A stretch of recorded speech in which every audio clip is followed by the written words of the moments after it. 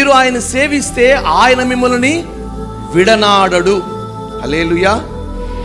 ఈ సంగతి యవనస్తులకు తెలిసింది. ఏమని? మేము మా ప్రభువుని సేవిస్తే ఆయన మమ్మల్ని విడిచిపెట్టడు. విడిచిపెట్టేశాడా?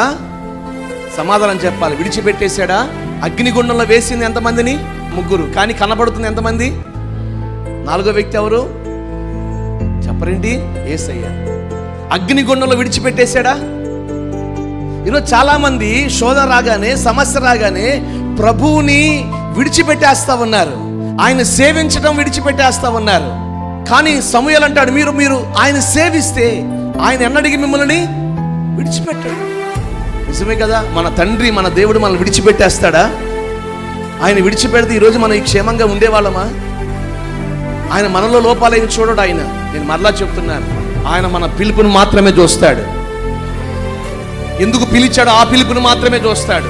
పర్సనల్ కొన్ని అవకాశాలు ఇస్తాడు మార్చుకోవడానికి. వాక్యం చేత హెచ్చరిస్తాడు, పరిశుద్ధాత్ముని చేత ప్రేరేపిస్తాడు మార్చుకోమని. కానీ ఆయన మనలో చూసేది మన పొరపాట్లు చూడడం, మన పిలుపు, మన ఏర్పాటునే చూస్తాడు ఆయన. బైబిల్ అలాగే రాయబడింది. ఒకవేళ మన పొరపాట్లు, మన లోపాలు చూస్తే ఈరోజు ఆయన దగ్గర మనం నిలిచేవాళ్ళం అసలు ఎప్పుడో సజీవ లెక్కలు ఉండేవాళ్ళం కావు.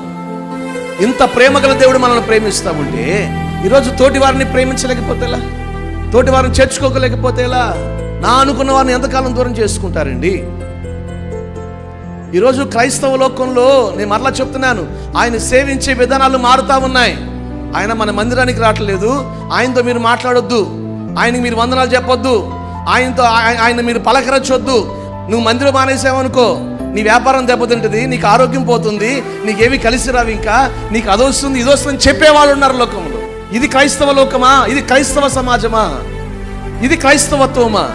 మనతో ఉంటే, మనుషులు మన పక్కన ఉంటే ఏదో ఒక రోజు వారిని మనల్ని విడిచిపెడతారేమో, కానీ నువ్వు ఆయన సేవిస్తే అగ్నిగుండంలో కూడా ఆయన నిన్ను విడిచిపెట్టడు.